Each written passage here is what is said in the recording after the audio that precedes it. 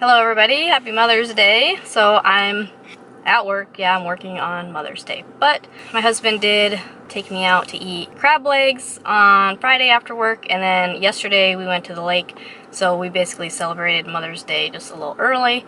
I wanted to jump on real quick. So if you've been following along, I've been sharing my ADHD medication journey.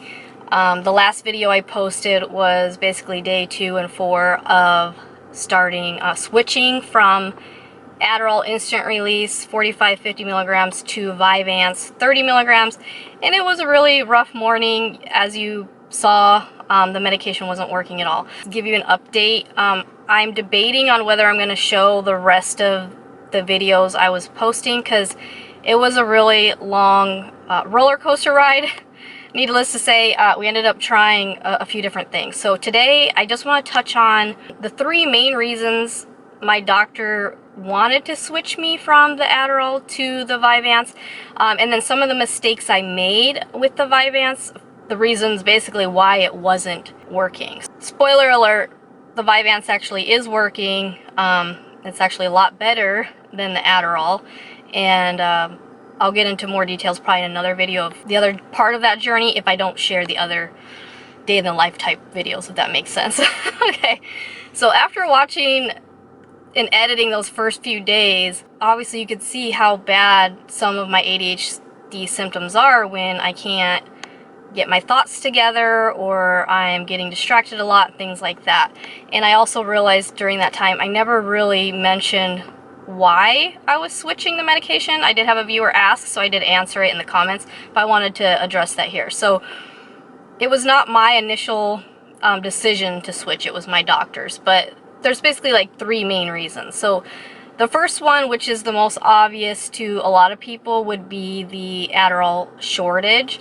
Now, I was on Adderall Instant Release, but I was getting the generic brand, but even that, I had an issue filling my prescription a few times. Getting that filled, a lot of times I'd have to wait like a week or so before they could have it, or I had to switch pharmacies. So my doctor, it's just the shortage, trying to have that. This was when we very first started this journey back in November of last year. That's the whole reason she started me on the Concerta, was because of the Adderall shortage. So there's still some issues, people are still having some issues with it. The second main reason is because my metabolism is fast. The instant release Adderall, they're supposed to last up to like 5 or 6 hours. I was only getting like 3 or 4 hours out of them. So my doctor didn't like the fact that I had to keep taking it. She would have preferred me to take a higher dose, like 3 times a day. But if I took a higher dose, then it just slowed me down too much. So I usually started with a higher dose and I would taper down throughout the day, and then I wouldn't have a crash. She just didn't like the fact that I had to take it a lot, because she doesn't want me to have to worry about remembering to take it. And then the last reason was just because when I went in to see her, I said, yeah, the Adderall's working, but there was still something missing. I couldn't put a word to it. I didn't know if it was like a sense of urgency or a sense of like joy in what I was doing. It was like, yeah, I'm focused and I'm working on what I gotta do it and stuff, but I'm not really having that same like feeling of like, oh, I'm excited to do that type of thing. You know what I mean? So I don't know. So those were the 3 main reasons why we went ahead and switched. Now, she started me on the 30 milligrams because that's what you're supposed to start on. That video where you see me, I think I was having a lot of that drop because I was so used to a higher dose of Adderall. So having that drop where I basically I felt like I wasn't taking anything. I think that's why my hunger came back like full force, because I went from having some appetite suppressant to having like no appetite suppressant. So I was like hungry a long time. But mistake number 1 that I made with the Vyvanse, and the reason it really wasn't working, is because I mentioned I was drinking my protein shake. So I take a protein shake. It actually has added vitamin C in there for like immune boost, and I didn't even think about that. And my doctor was like, don't consume vitamin C, whether you're eating it or drinking it, even vegetables high in vitamin C, like broccoli.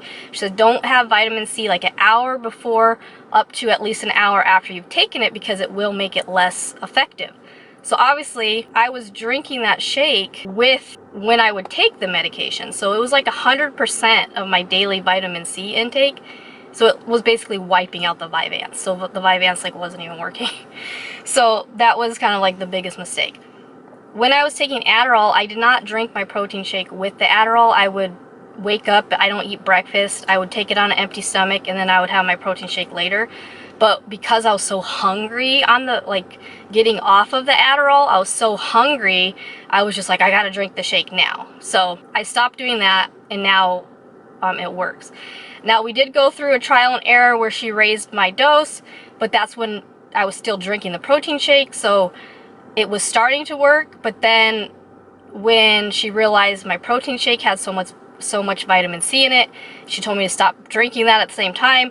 So then I realized that the higher dose was a little too high, so then we went back down. So we're kind of been playing around. Yeah, so that was mistake one. Don't consume vitamin C with your Vyvanse. Does it affect other stimulant medications? I don't know. Number two, I would say, is the timing of when you take it. So because it takes longer to work, there were some days where I was like, well, if my morning is gonna suck anyway, I'll just take it like at 7 or 7:30.